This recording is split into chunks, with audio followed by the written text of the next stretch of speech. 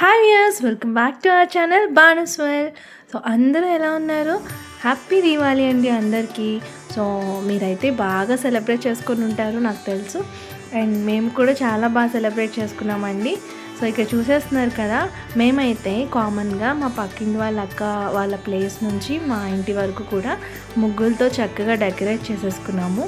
చాలా బాగుంది చూడడానికి, అండ్ ఇంట్లో కూడా లైట్స్తో అసలు ఫుల్ ఇంకా దీవాలి అంటే మా ఇంట్లోనే అన్నట్టు అనమాట.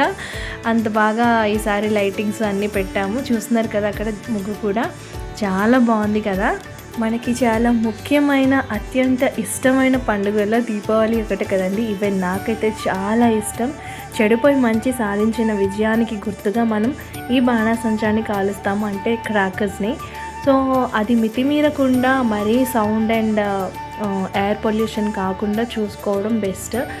అంటే మరీ ఇంకా ఇప్పుడు మనం బాగా ఇన్ని ఇయర్స్ అలవాటైపోయి ఇప్పటికిప్పుడు మనకి ఈకో ఫ్రెండ్లీ అది ఇది అని చెప్పి ఎన్విరాన్మెంటల్ ఫ్రెండ్లీగా ఉండాలి అంటే రావాలంటే కష్టం. బట్ అలా అని ఎన్విరాన్మెంట్కి హాని కాకుండా మనకి సాటిస్ఫాక్షన్ ఉండేలాగా sound pollution and air pollution లేనివి చిన్నవి క్రాకర్స్ కాల్స్తే బెస్ట్ అని నా సజెషన్. అండ్ ఇక్కడ చూసేస్తే నేనైతే అమ్మవారిని మంచిగా ఇక్కడ రెడీ చేసేసుకున్నానండి. మంచిగా లక్ష్మీదేవి పూజను కూడా చేసేసుకున్నాను. సో ఈ దీవాళీ స్పెషల్ మీకు తెలిసిందే కదా, చెడుపై మంచి సాధించిన విజయానికి గుర్తుగా ఈ పండుగను జరుపుకుంటాం. ఇంట్లోని ప్రతికూల శక్తులను తొలగించి నూతన వెలుగు తీసుకొచ్చే గొప్ప పండుగ మన హిందువులకి.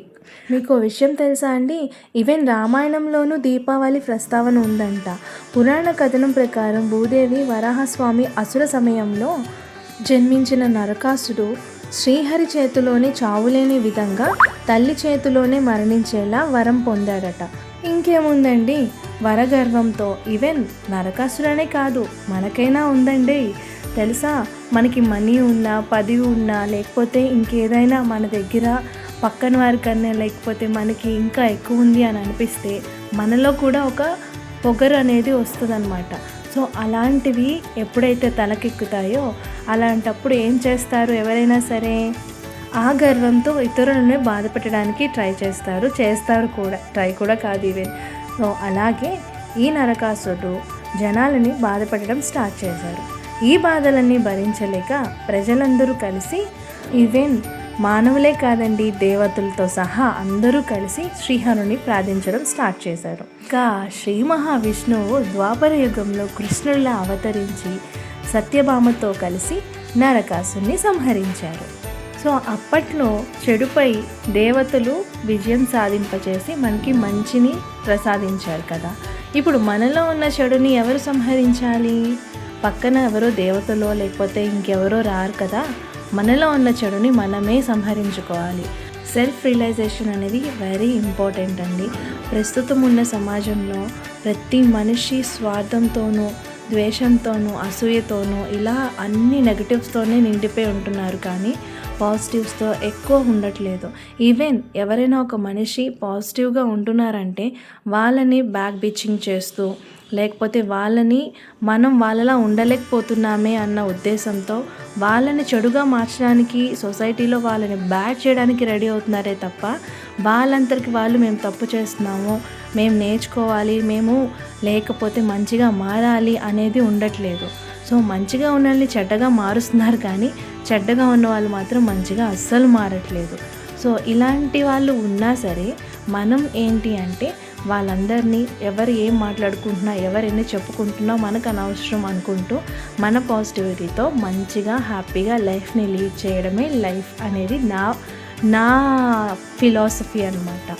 సో మీరు కూడా అలాగే ఉంటారని మనస్ఫూర్తిగా అనుకుంటున్నాను. ఇది దేవుడు ఇచ్చిన లైఫ్, అమ్మా నాన్న ఇచ్చిన లైఫ్. సో మనం హ్యాపీగా ఉంటున్నామా మంచిగా ఉంటున్నామా, ఇతరులను ఇబ్బంది పెట్టనంత వరకు ఈ లైఫ్ మనకి ఏది నచ్చితే అది చేయాలి. ఒకళ్ళు ఏదో అంటున్నారు, ఒకళ్ళు మనల్ని బ్యాడ్ చేస్తున్నారు, ఒకళ్ళు మనల్ని డౌన్ చేయడానికి ట్రై చేస్తున్నారు అన్నా సరే we don't care, we should not care even. అవన్నీ పట్టించుకుంటూ ఉంటే వెనక్కే వెళ్తాము. ఎందుకంటే నా లైఫ్లో నేను చాలా ఫేస్ చేశాను. And that to after marriage నేను తెలుసుకున్న విషయాలు చాలా, అంటే లోకజ్ఞానం ఇంత త్వరగా తెలుసుకుంటానని నేనైతే అస్సలు ఎక్స్పెక్ట్ చేయలేదు. బట్ తెలుసుకోవడం వల్ల కూడా చాలా మంచిదైందనమాట. ఇలాంటివన్నీ నెగిటివ్స్ని పక్కన పెట్టేసి హ్యాపీగా ఆ దైవారాధన చేసుకుంటే మనసుకి చాలా ప్రశాంతత ఉంటుంది. నేను అందుకే మోస్ట్లీ పూజలకి ఇష్టపడడానికి రీజన్ అంటే ఇదే. ఎందుకంటే దేవుణ్ణి పూజించిన ప్రతిసారి తెలియకుండా ఒక మానసిక హ్యాపీనెస్ ఉంటుందన్నమాట. ఆ హ్యాపీనెస్ చాలు అనిపిస్తుంది నాకు. నిజం కదండి. సో దైవారాధన చేసుకున్న ప్రతిసారి మనసుకి తెలియని మనశ్శాంతి అనిపిస్తుంది. సో మీరు కూడా ట్రై చేసి చూడండి ఎప్పుడైనా. అండ్ ఇంకేముంది, ఆఫ్టర్ దీపావళి మనకి కార్తీక మాసం కూడా స్టార్ట్ అవుతుంది. సో నా చిన్నప్పటి నుంచి చాలా ఎంజాయ్ చేస్తాను నేను ఈ దీపావళి ఫెస్టివల్ నుంచి కార్తీక మాసం కంప్లీట్ అయ్యేదాకా కూడా. ఎందుకంటే మా చిన్నప్పుడు కృష్ణ రివర్ మాకు దగ్గరలో ఉండేదన్నమాట. అమ్మతో కలిసి ఎర్లీ మార్నింగ్ అలా కృష్ణానదికి నడుచుకుంటూ వెళ్ళి 3 o'clockకి నిజంగా అంత చలిలో అండ్ ఆ ఇసుకలో మార్నింగ్ రివర్ దగ్గరికి వెళ్ళి స్నానం చేసి ఆ నీటిలో స్నానం చేసి దీపాలు వెలిగించి వదిలేవాళ్ళం. కార్తీక మాసం చాలా బాగుండేది. అందరూ చాలామంది అమ్మాయిలు వచ్చేవాళ్ళు, పెళ్ళైన వాళ్ళు, పెళ్ళి కాని వాళ్ళు అందరూ వచ్చేవాళ్ళు. మేము అందరం అలా వెళ్ళి చక్కగా ఎంజాయ్ చేస్తూ మళ్ళీ రిటర్న్ అయ్యేవాళ్ళం. అండ్ శివారాధన, నిజంగా ఆ శివుణ్ణి తలుచుకుంటే ఏదైనా చేస్తారు. మన జోలికి ఎవరైనా వస్తే తాట కూడా తీస్తారు. నా లైఫ్లో నేను బాగా నమ్మే పర్సన్ ఎవరు అంటే ఆ శివయ్యే. ఆయనకి చెప్పుకుంటే చాలు, చిన్న బాధ అయినా సరే ఆయనే చూసుకుంటారు. నాకు ఆ నమ్మకం అయితే చాలా బాగుంది. అండ్ ఈ కార్తీక మాసం అంతా నాకు చాలా స్పెషల్ అనమాట. మంచిగా పూజలు అయితే చేసుకుంటాను. సో చాలామంది ఈ టైంలో మార్నింగ్ లేస్తారు, పూజలు చేస్తారు కదా. అండ్ కార్తీక దీపానికి వస్తే కనుక ఇంటి ముందు దీపం పెట్టుకుంటాం కదండి, అది బ్రహ్మ ముహూర్తంలో పెట్టుకుంటే చాలా మంచిది. అండ్ ఈవినింగ్ కూడా 6 నుంచి దీపం పెట్టుకుంటే చాలా మంచిది. అంటే 6 కల్లా దీపం పెట్టుకుంటే బెస్ట్. కొంతమంది 4కే 5కే స్టార్ట్ చేసేస్తారు, కానీ 6కి పెడితే మంచిది అని చెప్తారు. అండ్ ఇంకా మా ఫెస్టివల్లో అయితే ఇంకా మా అపార్ట్మెంట్లో ఉన్న వాళ్ళందరితో ఇలా హ్యాపీగా కిందకి దిగి విషెస్ చెప్పుకుంటూ ఇలా హ్యాపీగా కంప్లీట్ చేసేసుకున్నాము.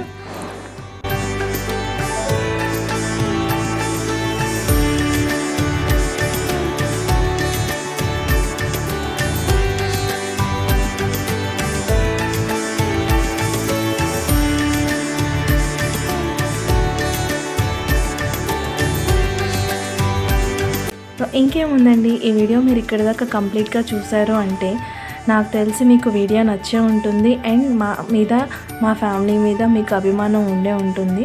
సో మీకు కనుక మా వీడియో నచ్చినట్టయితే ఆల్వేస్ లైక్ చేయండి, షేర్ చేయండి. కొత్తగా చూస్తున్న వాళ్ళైతే సబ్స్క్రైబ్ చేయండి.